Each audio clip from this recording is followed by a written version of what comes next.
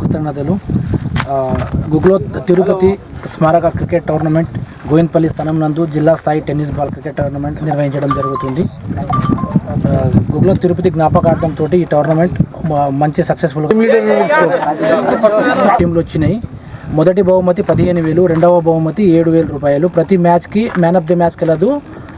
లాస్ట్లో man of the series ఇవ్వడం జరుగుతుంది. ఇక్కడికి వచ్చేసిన మా యొక్క కాంగ్రెస్ పార్టీ దర్పల్లి మండల అధ్యక్షుడు చిన్నబాల అన్న గారికి మా యూత్ తరఫున కృతజ్ఞతలు, మరియు మా తండ సర్పంచ్ బాదావతి శంకర్ గారికి కృతజ్ఞతలు, మరియు మా తండ ఉప సర్పంచ్ గారికి, మరియు మా గోవిందపల్లి ఎంపీటీసీ శేఖర్ అన్న గారికి, మరియు ఇక్కడికి వచ్చేసిన ప్రతి ఒక్కరికి పేరు పేరున కృతజ్ఞతలు తెలుపుకుంటున్నాం. గ్రామ చెరువులో గుగ్లో తిరుపతి స్మారకార్థం క్రికెట్ టోర్నమెంటు నిర్వహించడం జరుగుతుంది.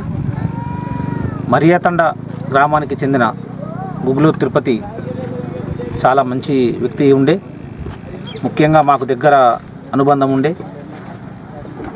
చిన్న వయసులోనే గల్ఫ్ వెళ్ళి కష్టపడి మంచిగా సంపాదించుకొని ఒక స్టేజ్కి వచ్చే టైంలో అనారోగ్యంతో చనిపోవడం పాపం మా కుటుంబానికి తీరని లోటు, బాధాకరం.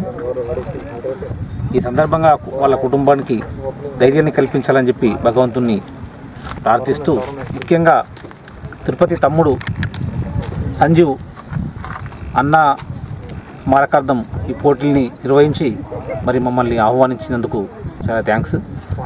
ముఖ్యంగా స్పోర్ట్స్ అనేది యువకులకు చాలా అవసరం. ప్రైజ్ అనేది కాకుండా రేపటి రోజున చదువుకునే స్టూడెంట్స్ ఉంటే స్పోర్ట్స్ కోటాలో ఉద్యోగాలు వచ్చే అవకాశాలు ఉంటాయి. దాంతోపాటు ఫిట్నెస్ కూడా, ఆరోగ్యానికి ఫిట్నెస్ అవసరం. మరి శ్రమ తగ్గిన ఈ రోజులల్లో స్పోర్ట్స్ అనేది ఆరోగ్యానికి కూడా చాలా ఉపయోగపడుతుంది.